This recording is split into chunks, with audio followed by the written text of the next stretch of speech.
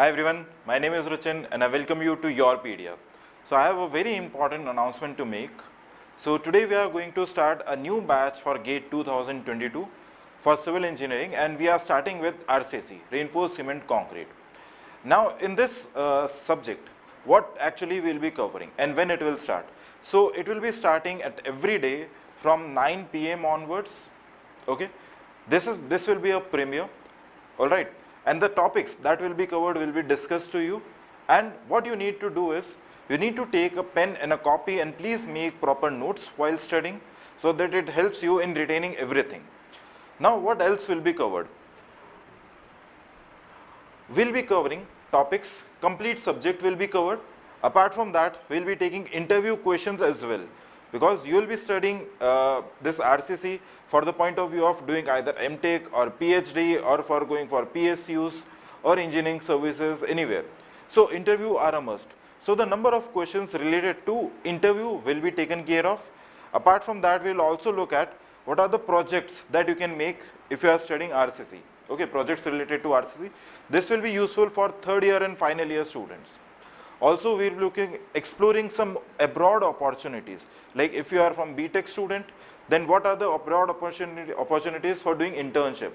If you have done your BTech, then MS abroad. If you have done MTech, then PhD abroad. We'll look into that opportunities also. Plus your post-GATE counseling. Okay, post-GATE counseling, we'll look at that also.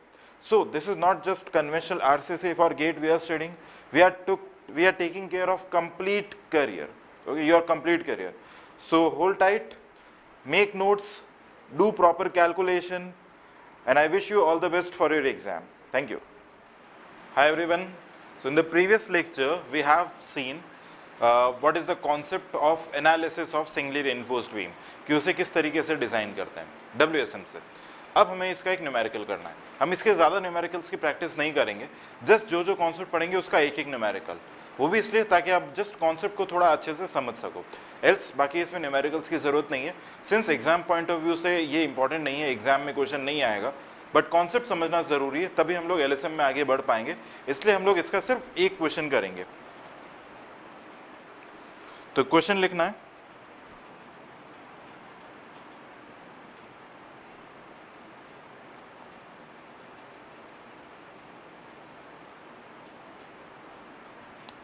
Question is,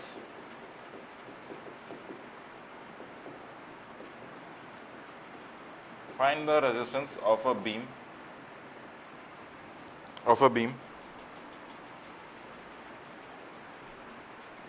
ये हमें beam दे रखा है.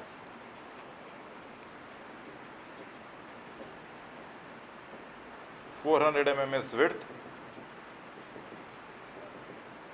and this is 550 mm.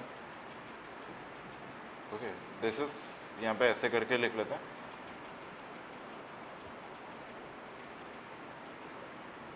AST है 316 mm5, area of steel is 316 mm5, और यहाँ पे दे रखा है use M25 and FE 415, M25 and FE 415.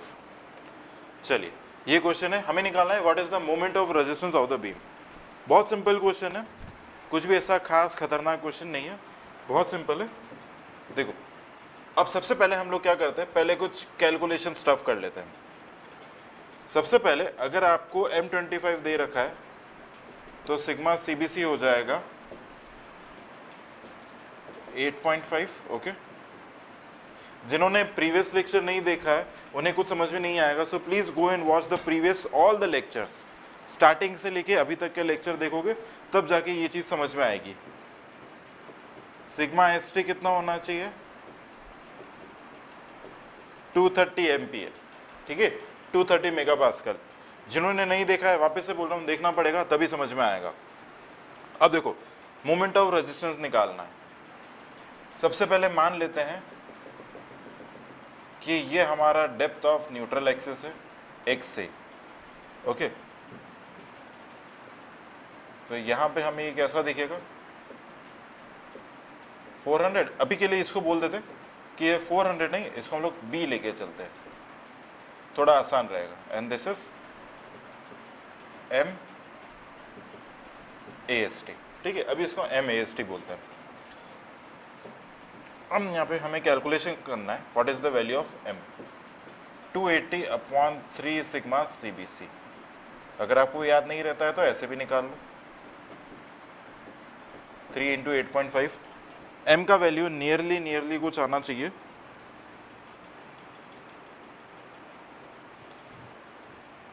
10.98, almost equal to 11 ले लेते हैं। 10.98 आ रहा है, कुछ 11 ले लेते हैं। अब एरिया ऑफ स्टील निकाल लेते हैं। Area of steel is 316 mm5, यानी 3 इंटू 3 बार है, एक का डायमीटर कितना है 16, तो ये कितना आएगा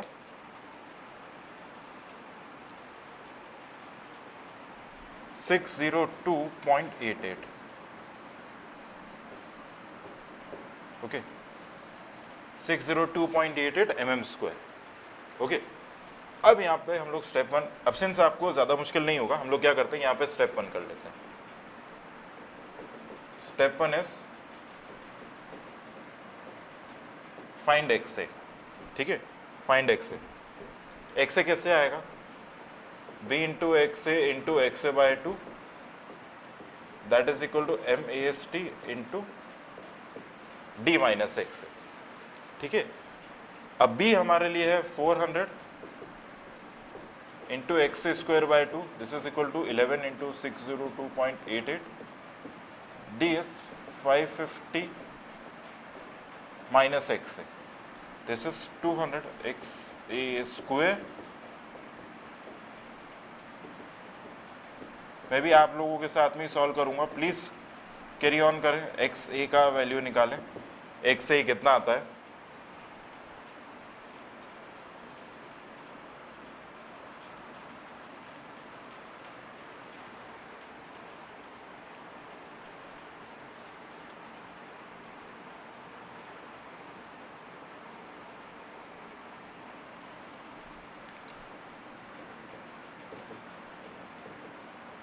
वन 119.47 mm, ये हमारे लिए एक्स से आना चाहिए। 119.47 mm, बिल्कुल सिंपल सा, बहुत ही सिंपल, कोई टफ नहीं, कुछ नहीं। 119.47। अब आते हैं स्टेप 2 पे।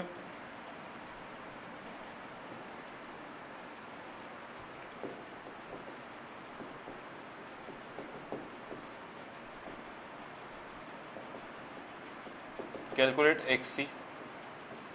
तो एक्स सी किसके बराबर था, के डी के बराबर था। के कितना था, M sigma C B C upon sigma S T plus M sigma C B C. M हमारे लिए है 11 into 8.5 upon 230 plus this will come out to B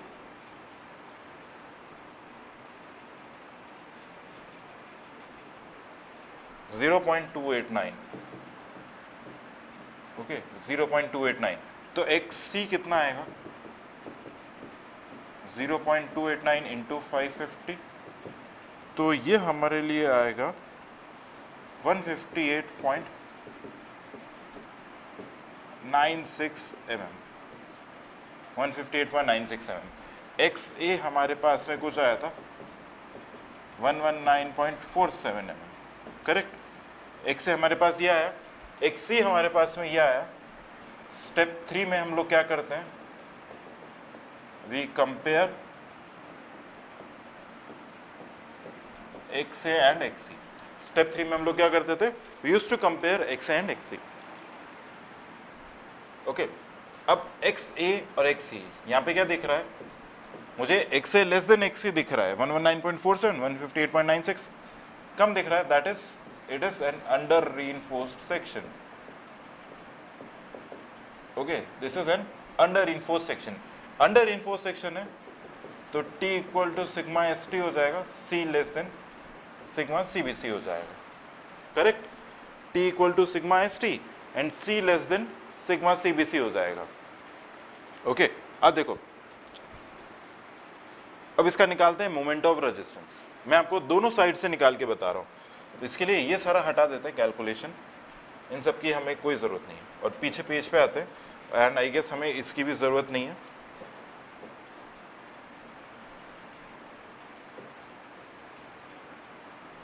यहाँ पे लिख लेते हैं दिस इज MAST, इतना तो याद ही रह जाएगा।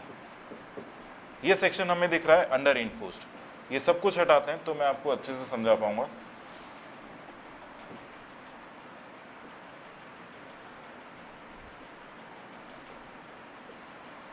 ओके, यहाँ पे ये कंप्रेसिव फोर्स, ये हो गया XA। ओके, अब हमने क्या बोला है कि C less than sigma CBC होगा, और यहाँ पे टेंसाइल स्ट्रेसेस किसके बराबर होंगे? सिग्मा ST के, correct? Tensile stresses sigma ST के बराबर होंगे। अब देखो यहाँ पे हम लोग निकालते हैं moment of resistance. This is equal to, दोनों साइड से निकाल के बताऊंगा, T into LA, tensile force into LA। तो यहाँ पे कितना आएगा? सिग्मा ST बाय M, और यहाँ पे कितना आएगा? C। ओके, अंडर इन्फोर्स में जो हम करते थे। अगेन बोल रहा हूँ, अगर आपने प्रीवियस लेक्चर नहीं देखा है तो आपको ये सब कुछ भी समझ नहीं आएगा, ठीक है? अब देखो T कितना आएगा? Average stress sigma ST by M, what is the corresponding area? MAST into lever arm D minus XA by 3, sigma ST AST D minus XA by 3। तो यहाँ पे से वैल्यूज रख लेते हैं, हमारे पास मोमेंट ऑफ रेजिस्टेंस आ जाएगा। कितना आएगा? सिग्मा ST इज 230, AST हमने निकाला था 602.88 आ रहा था, D is 550 minus 119.47 divide by 3। तो यहाँ पे हमारा मोमेंट ऑफ रेजिस्टेंस आएगा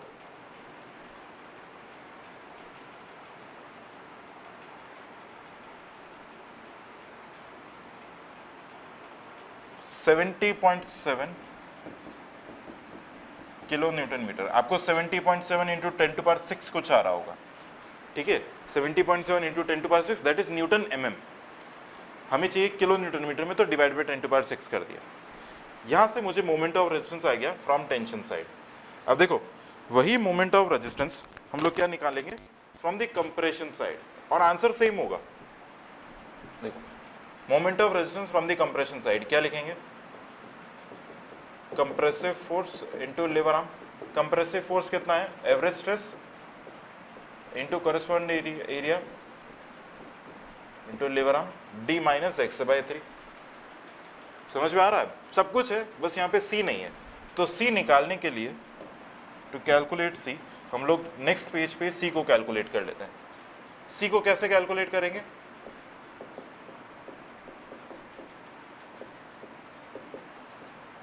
इस तरीके से, यहाँ पे देख लो, इस जगह पे मैं लिख रहा हूँ सिमिलर ट्राइंगल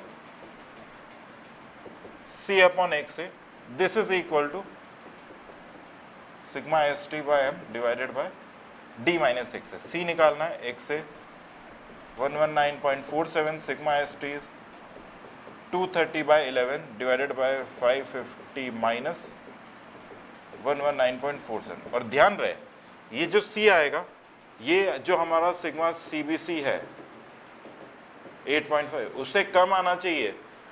यही तो कंडीशन हमने ली है, इससे कुछ कम आना चाहिए। तो देखते हैं, इसको कैलकुलेट करते हैं, कितना आएगा?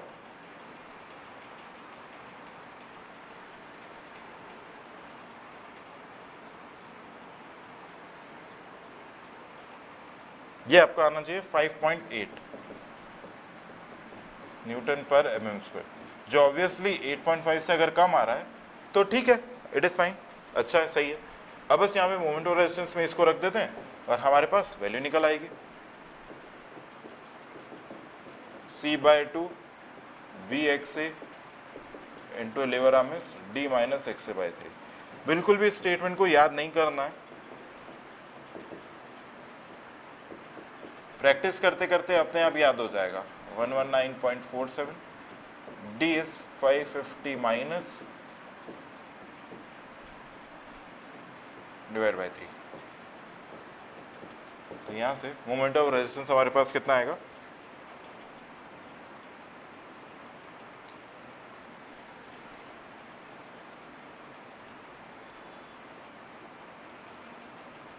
This is 70.7। आपको वापस से इंटू 10⁶ आ रहा होगा, बट वो न्यूटन mm में है, हमें चाहिए किलो न्यूटन मीटर में। ठीक है, तो देखा आपने, चाहे आप टेंसाइल साइड से निकालो या आप कंप्रेशन साइड से निकालो, मोमेंट ऑफ रेजिस्टेंस हमेशा क्या आएगा, सेम आएगा। ओके, अभी आपको ऐसा लगेगा कि ठीक है यार मैं टेंशन साइड से ही निकाल लेता हूँ, आसान पड़ रहा है, जो मुझे वैल्यू पता है, मेरा एक स्टेप ये वाला बच जाएगा, है ना। बट जब हम डबली रेनफोर्स्ड सेक्शन पढ़ेंगे ना, तब के लिए थोड़ा सा कंफ्यूजन ना हो, इसके लिए आपको ये बता रहा हूँ कि जब भी आपको क्वेश्चन करना हो, न्यूमेरिकल करना हो मोमेंट ऑफ रेजिस्टेंस का, always go and find moment of resistance from the compression side. हमेशा कहाँ से निकालें, कंप्रेशन साइड से। ठीक है, सो ये हमारा एक एनालिसिस पार्ट था for singly reinforced beam, rectangular beam. इसके कोई बहुत खास न्यूमेरिकल नहीं करने हैं हमें, क्योंकि कोर्स में नहीं है, जस्ट समझना था कॉन्सेप्ट को, इसलिए हमने ये क्वेश्चन किया। मेजर जो हमारे क्वेश्चंस रहेंगे वो सारे के सारे एलएसएम से रहेंगे। ओके, नेक्स्ट लेक्चर में हम लोग स्टार्ट करेंगे design of singly reinforced beam, और उसमें इतना टाइम नहीं लगेगा, वो बहुत जल्दी हो जाएगा, एक ही लेक्चर में design of singly reinforced beam हो जाएगा। Okay, so will meet in the next lecture, till then take care, bye bye.